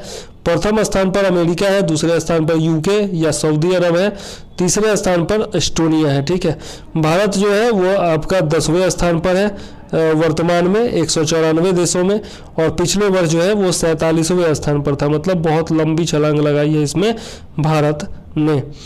आगे देख लेते हैं कुछ और इंडेक्स, इंटरनेशनल इंडेक्सेस के बारे में देख लेते हैं। कुछ और हैं इंटरनेशनल इंडेक्सेस, इसमें देखते हैं तो फॉर्च्यून दुनिया की 50 महानतम नेताओं की सूची फॉर्च्यून के द्वारा जारी की गई थी। दुनिया के 50 महानतम नेताओं की सूची, इसमें शीर्ष स्थान पर मतलब टॉप स्पॉट पर जेसिंडा अर्डर्न है। ठीक है, जो कि न्यूजीलैंड के प्रधानमंत्री हैं।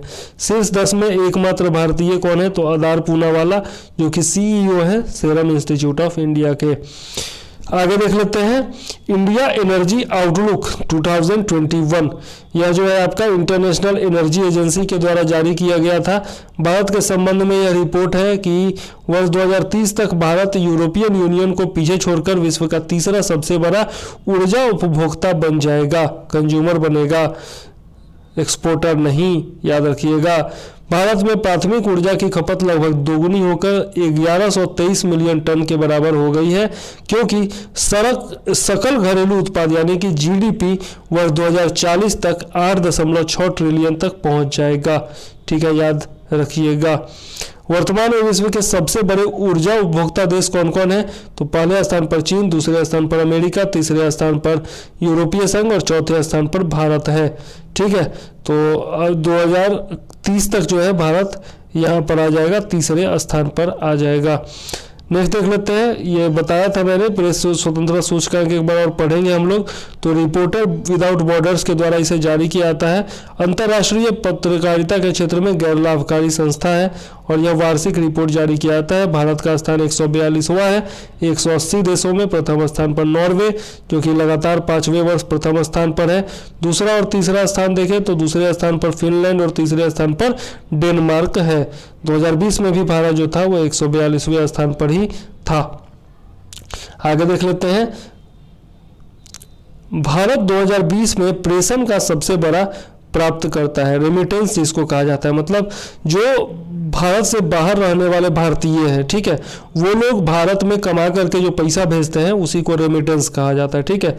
तो यह जो है आपका migration and development brief report इसको कहा जाता है, 2021 का है यह। विश्व बैंक के द्वारा 12 मई 2021 को इसे जारी किया गया। भारत 2008 से लगातार जो है वो रेमिटेंस का सबसे बड़ा प्राप्तकर्ता देश है। 2020 में जो है मामूली 0.2% की गिरावट आई थी कोरोना के कारण, ठीक है, और अब जो है यह 83.3 बिलियन डॉलर जो है वह आया था। इस बार का है यह 83.3 बिलियन डॉलर रेमिटेंस के रूप में भारत को मिला है 2021 में। आगे देख लेते हैं, 2020 का है वो, सॉरी 2020 में मिला। ग्लोबल एनर्जी ट्रांजिशन इंडेक्स, यह जो है 2021 का है। विश्व आर्थिक मंच वर्ल्ड इकोनॉमिक फोरम के द्वारा इसे जारी किया जाता है। भारत का स्थान देखें तो 87वां है 87th 115 देशों में, और यह जो है 10वां संस्करण है इस रिपोर्ट का। शीर्ष 5 देश देखें तो पहले स्थान पर स्वीडन, दूसरे पर नॉर्वे, तीसरे पर डेनमार्क, चौथे पर स्विट्जरलैंड और 5वें पर ऑस्ट्रिया है। आगे देखें, वैश्विक खाद्य नीति रिपोर्ट। पहले हम लोग खाद्य सुरक्षा रिपोर्ट देख चुके हैं, अब ये खाद्य नीति रिपोर्ट है, याद रखिएगा। और इसको जो है international food policy research institute IFPRI के द्वारा जारी किया जाता है। और इसका विषय क्या था, तो कोविड-19 के बाद खाद्य प्रणालियों को बदलना, ठीक है।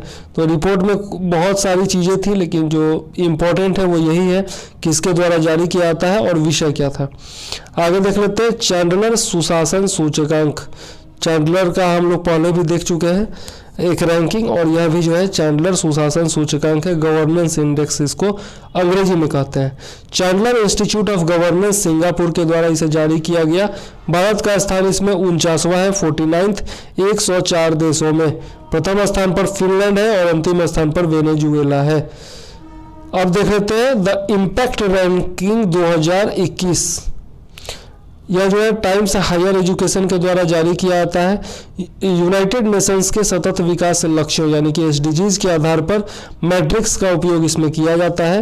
उन विश्वविद्यालयों को रैंकिंग की जाती है जो वैश्विक समस्याओं को हल करने में शीर्ष पर है, और इसमें जो है प्रथम स्थान पर कौन है, जोहानसबर्ग विश्वविद्यालय दक्षिण अफ्रीका, ठीक है, याद रखिएगा। आगे देख लेते हैं, world happiness report 2021। United Nations sustainable development solutions network के द्वारा इसे जारी किया जाता है। SDSN इसको शॉर्ट फॉर्म में कहते हैं। इसको हिंदी में विश्व खुशहाली रिपोर्ट भी कहा जाता है। यह जो है 9th एडिशन था 2021 वाला। 149 देशों को इसमें शामिल किया गया है। अब इसका उद्देश्य क्या था, तो लोगों के जीवन पर कोविड-19 के प्रभावों का आकलन करना, मूल्यांकन करना कि सरकारें महामारी से कैसे निपटती हैं। रिपोर्ट के बारे में देखें तो लगातार चौथे वर्ष फिनलैंड इसमें शीर्ष पर रहा है। भारत का स्थान 139वां है 149 देशों में, ठीक है। 2020 में 140वां स्थान था भारत का, तो एक स्थान की छलांग जरूर लगाई है भारत ने, लेकिन बहुत आगे जाना है अभी। नेक्स्ट है वर्ल्ड डेवलपमेंट रिपोर्ट 2021 का, यह भी रिपोर्ट है WDR जिसको शॉर्ट फॉर्म में कहा जाता है, data for better lifes. Data कैसे लोगों के जीवन को बेहतर बनाकर विकास के उद्देश्यों को आगे बढ़ा सकता है, यही इसका विषय है। विश्व बैंक के द्वारा यह जारी रिपोर्ट है, विश्व बैंक के द्वारा जारी किया जाता है, और इसमें उद्देश्य क्या है, तो सार्वजनिक एवं निजी क्षेत्र में निवेश इसका उद्देश्य है पहला। दूसरा उद्देश्य है ग्राहक देशों का समर्थन करना। तीसरा है नीति सुधार और तकनीकी सहायता हेतु समृद्ध कार्यक्रम बनाना।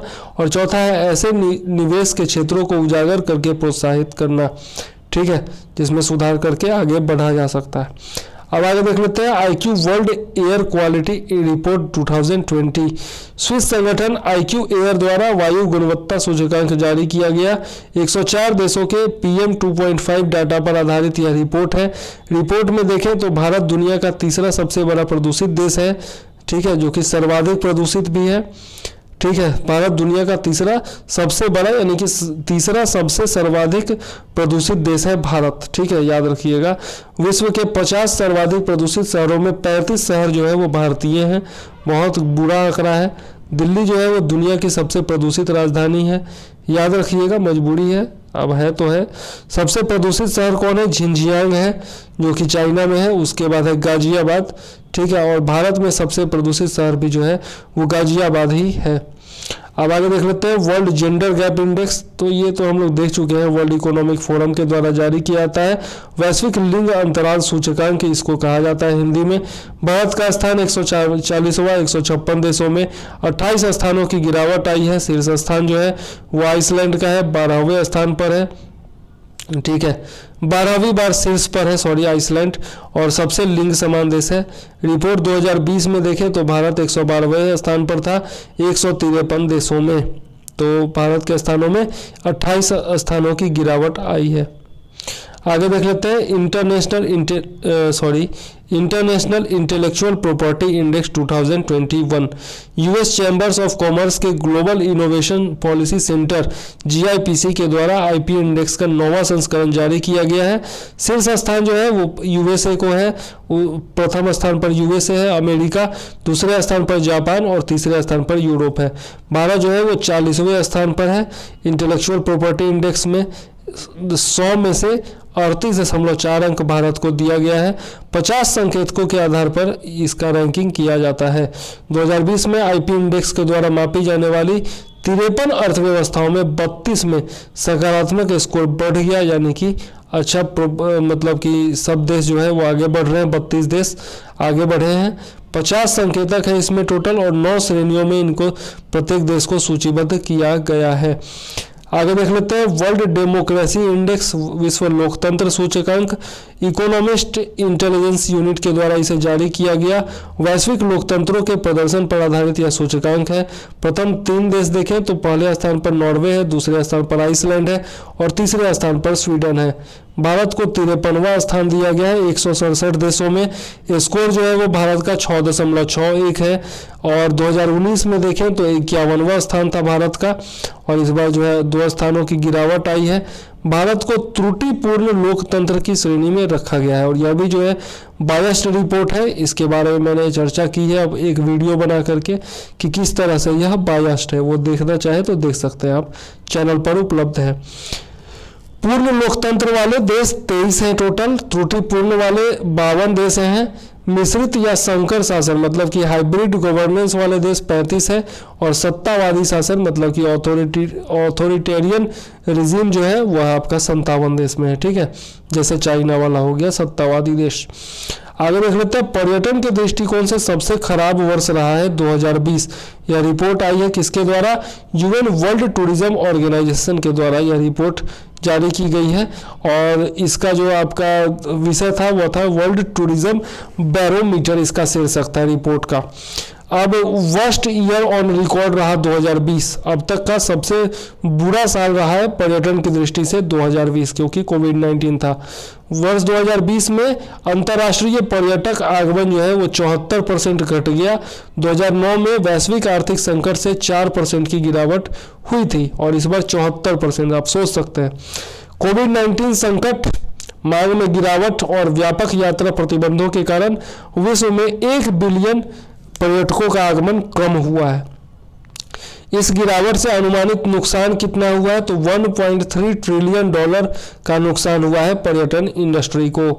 2009 के आर्थिक संकट में हुए नुकसान का यह 11 गुना है, ठीक है। तो यह था आपका रिपोर्ट। नेक्स्ट देख लेते हैं करप्शन परसेप्शन इंडेक्स, ठीक है, भ्रष्टाचार सूचकांक इसको कहा जा सकता है। ट्रांसपेरेंसी इंटरनेशनल के द्वारा इसे जारी किया जाता है। प्रथम स्थान पर इसमें कौन है दुनिया में? न्यूजीलैंड सबसे कम भ्रष्ट है, उसके बाद डेनमार्क है, ठीक है, सॉरी, न्यूजीलैंड और डेनमार्क संयुक्त रूप से प्रथम स्थान पर है, जिनको 88 अंक दिया गया है, ठीक है। अंतिम स्थान पर कौन है, तो सोमालिया और दक्षिण सूडान है, ठीक है। 179वां स्थान, और इसको अंक दिया गया है 12 अंक मात्र। भारत का स्थान देखें तो 86वां है, बहुत अच्छा नहीं है। 180 देशों में 86वां स्थान है, 86th प्लेस। स्कोर है भारत का 40। 2019 में देखें तो 80वें स्थान पर था, 6 स्थानों की गिरावट इस बार आई है। भारत के साथ संयुक्त रूप से 86वें स्थान पर कौन कौन देश है, तो यह इसमें बुर्किना फासो है, मोरक्को है, पूर्वी तिमोर है, ट्रिनिडाद टोबैगो है और तुर्की है। यह जो है भारत के साथ आपका संयुक्त 86वें स्थान पर है। अब देख लेते हैं world economic forum global risk report, वैश्विक जोखिम सूचकांक। तो वर्ल्ड इकोनॉमिक फोरम के द्वारा वैश्विक जोखिम सूचकांक का 16वां संस्करण जारी किया गया। वैश्विक आर्थिक मंच मतलब कि ग्लोबल इकोनॉमिक फोरम के वर्ल्ड इकोनॉमिक फोरम भी इसको कह सकते हैं कि 650 से अधिक सदस्यों के द्वारा किया गया वैश्विक जोखिम धारणा सर्वेक्षण, उसी के आधार पर यह रिपोर्ट जारी किया गया। 3 शीर्ष जोखिम कौन कौन से हैं, तो पहला जलवायु परिवर्तन पर कार्यवाही में विफलताएं, मतलब जो क्लाइमेट चेंज हो रहा है उस पर हम लोग एक्शन नहीं ले रहे हैं, यह जो है सबसे बड़ा जोखिम है। उसके बाद है संक्रामक रोग मतलब कॉन्टेंजियस जो आपके डिजीजेज होते हैं, और तीसरा है सामूहिक विनाश के हथियार, ठीक है। सामूहिक विनाश के हथियार मतलब क्या है, एटम बम वगैरह जो हो गया सो। अब देख लेते हैं हेनली पासपोर्ट इंडेक्स, ये तो पहले भी देख चुके हैं। हेनली एंड पार्टनर्स के द्वारा इंटरनेशनल एयर ट्रांसपोर्ट एसोसिएशन के विशेष आंकड़ों पर यह आधारित रिपोर्ट है। शीर्ष स्थान जापान का है, 191 देशों में जापानी वीजा मुक्त जा सकते हैं। दूसरे स्थान पर सिंगापुर है 190 देश, और तीसरे स्थान पर दक्षिण कोरिया एवं जर्मनी संयुक्त रूप से है 189 देश। भारत का स्थान 85वां है 85th, और 58 देशों में भारतीय वीजा मुक्त जा सकते हैं। सबसे खराब जो है वो सीरिया है, उसके बाद इराक है, सबसे खराब अफगानिस्तान है, उससे पहले इराक है और उससे पहले सीरिया है, ठीक है। तो सबसे खराब कौन है, अफगानिस्तान है। आगे देख लेते हैं ग्लोबल क्लाइमेट रिस्क इंडेक्स मतलब वैश्विक जलवायु जोखिम सूचकांक, इसको हिंदी में कहा जाता है। जर्मन वॉच जो कि एक पर्यावरण थिंक टैंक है, उसके द्वारा इसे जारी किया जाता है, और यह स्विट्जरलैंड बर्न की संस्थान है जर्मन वॉच, और इसी के द्वारा वैश्विक जलवायु जोखिम सूचकांक का 16वां संस्करण जारी किया गया।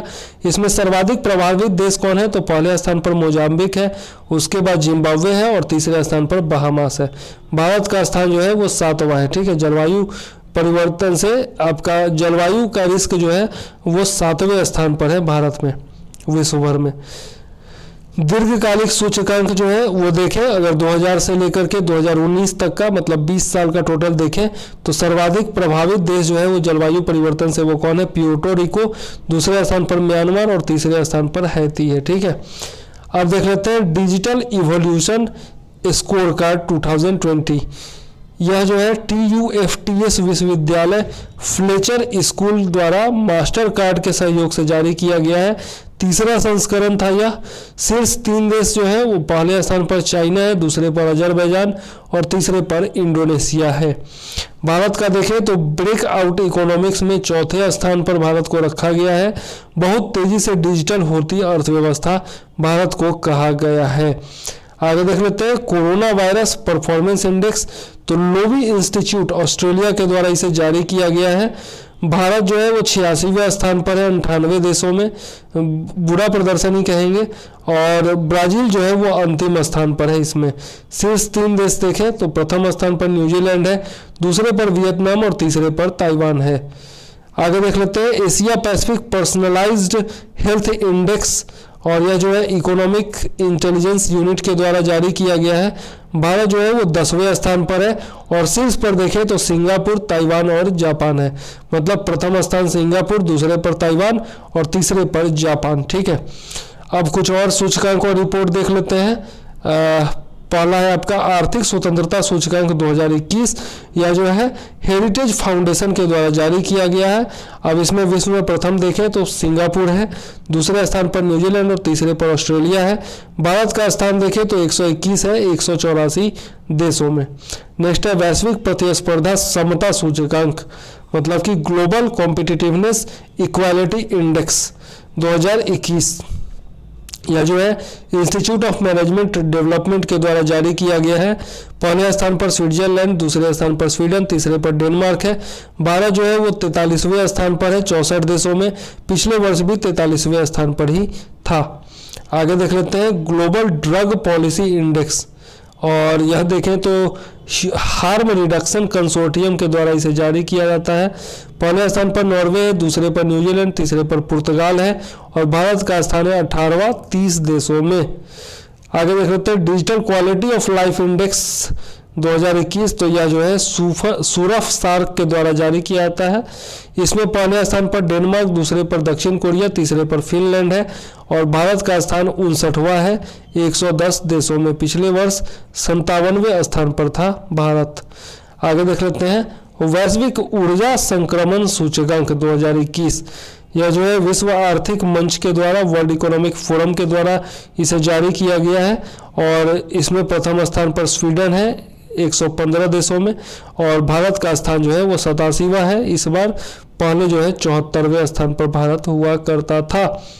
ठीक है, आगे देख लेते हैं विभिन्न एजेंसियों के द्वारा भारत की जीडीपी वृद्धि दर का अनुमान लगाया जाता है। हर बार आप देखते रहते होंगे पेपर में या फिर करंट अफेयर्स में, तो सबको मैंने एक जगह इकट्ठा कर दिया है और आपको बता रहा हूँ।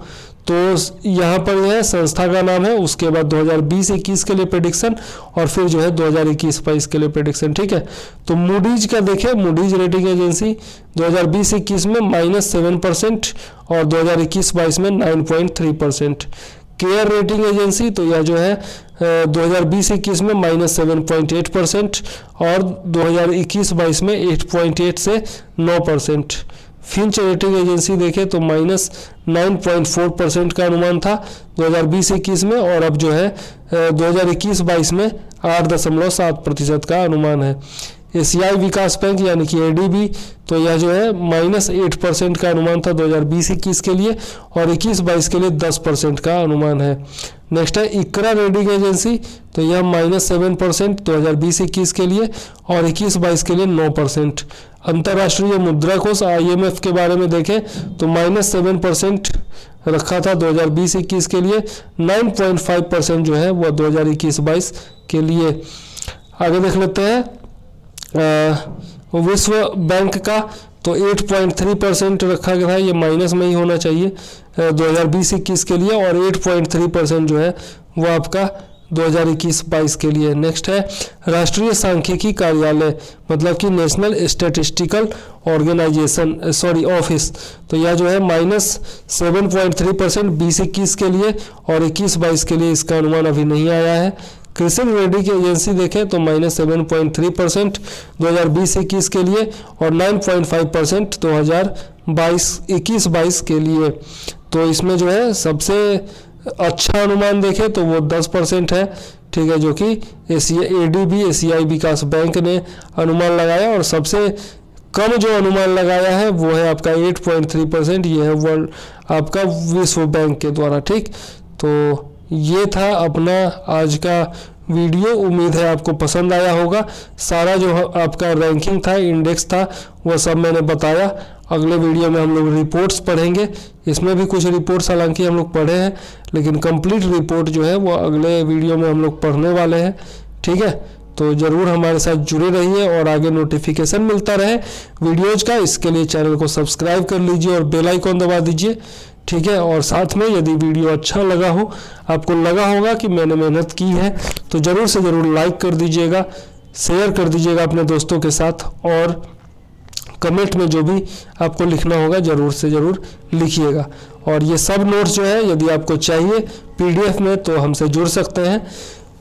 टेलीग्राम पर चैनल है, वहीं पर सारा रिपोर्ट आपको मिलेगा, सारा टोटल नोट्स मिलेगा BPSC का। मात्र 1000 रुपया शुल्क मैंने रखा हुआ है।